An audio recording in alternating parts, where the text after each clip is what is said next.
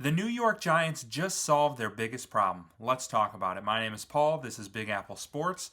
Tune in every day for the latest news, insights, analysis. If you're a fan of Giants football, this is the channel for you, so don't miss out. Take just a quick second, hit the like button, hit the subscribe button.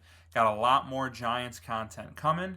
And finally, there are some positive things to take from the game yesterday. I know, super disappointing finish. I couldn't believe they blew it there at the end. The defense, I could talk for hours about how frustrating the game was at defense. But as I've said on this channel, I'm trying to focus on the positives. It doesn't mean I'm delusional and think this is a playoff team. Like, I understand this is going to be a rough year. They may be a 3-win team, and we're just going to have to live with that. But the point is, I think the future is still bright next year, the year after. They got their QB. They have Malik Neighbors. They have Abdul Carter. Cam Scadaboo looked really good. And then, like I said in the title of the video, I think they solved their biggest problem yesterday, and I am pretty excited about it. So, if you didn't catch the game early on, James Hudson gets not one, not two, not three, but 4 consecutive penalties. I've never seen anything like it. It was pretty crazy to watch. He had an abomination of a game week 1, and the left side of the line just was abysmal as we wait for Andrew Thomas to rehab from this injury. And that's kind of been a theme of the last couple years, is like when Andrew Thomas is healthy, he has that position locked down, but he just hasn't been able to stay healthy. And then the second he's out, this line is garbage. And, you know, there's been other positions too that have struggled, and they haven't really had a reliable swing tackle or backup that they can move around until yesterday. Enter Marcus Mbow. I did a video about him in the preseason. He came out and really showed out in his first couple preseason games, looked really good, but you just not, he wasn't. Yeah, he did a little work with the starters, but you never know until the regular season starts. Like, is the performance in the preseason going to translate into real live regular season game action? And for Marcus Mbow, it did.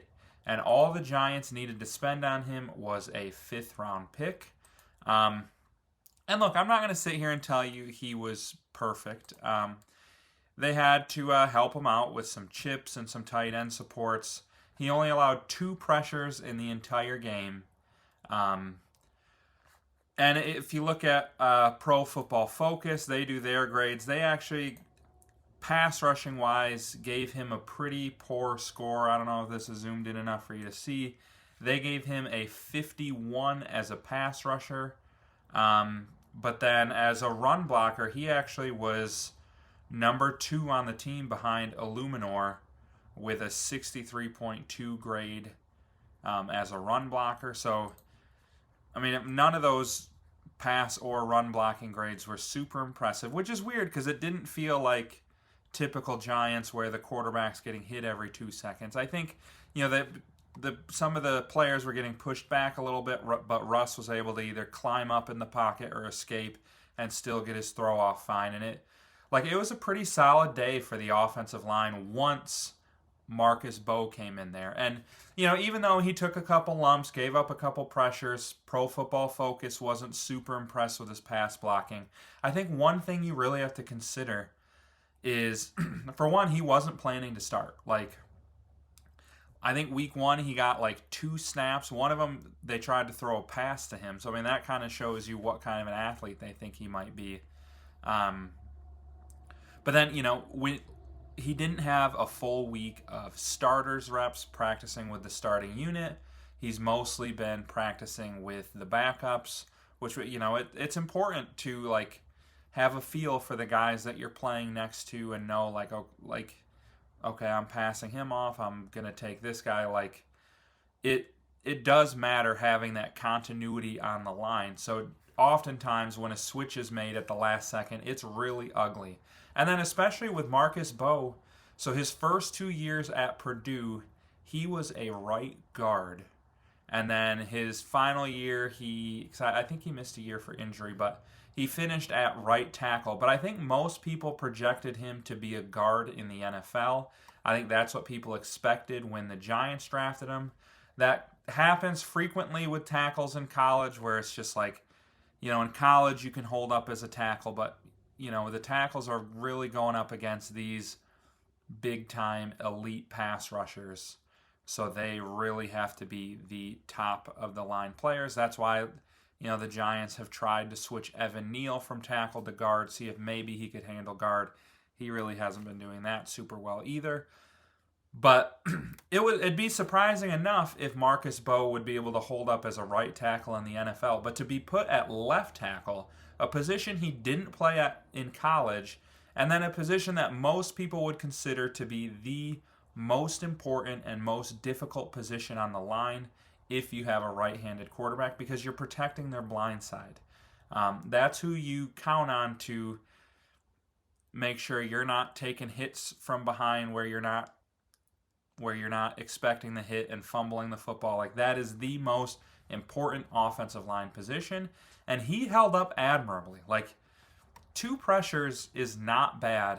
I know the Cowboys, they traded Micah Parsons. It's not like this is the best offensive or defensive line in the NFL, but it is still an NFL defensive line, regular season action, and his first ever experience at left tackle. He held up better than we've seen anyone these last few years step in and hold up for Andrew Thomas. And so, you got to expect game 1 was pretty solid. It's just going to get better from here. He's still a rookie. He's going to improve, and everything we've seen from him is that the dude is going to be a stud. And we'll see what that looks like moving forward. Maybe this year he's just kind of a,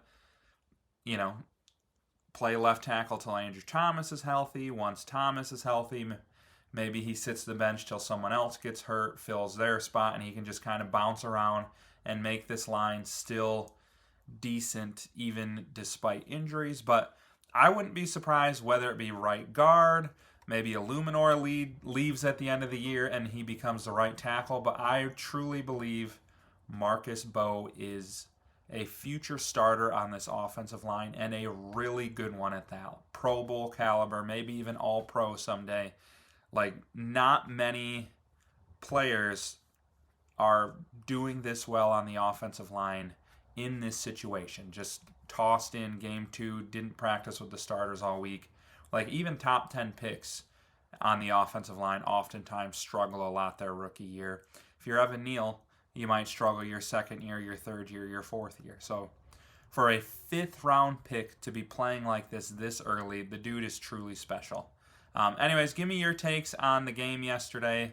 I know it's a bummer that the Giants lost, but give me your positive takeaways. Give me something, you can air your grievances here too. Give me negative takeaways from the game. I always enjoy hearing from all of you, and I'll do my best to respond to as many comments as possible. And then just don't forget, hit the like and subscribe button on the way out, and I'll catch you with some more Giants content tomorrow.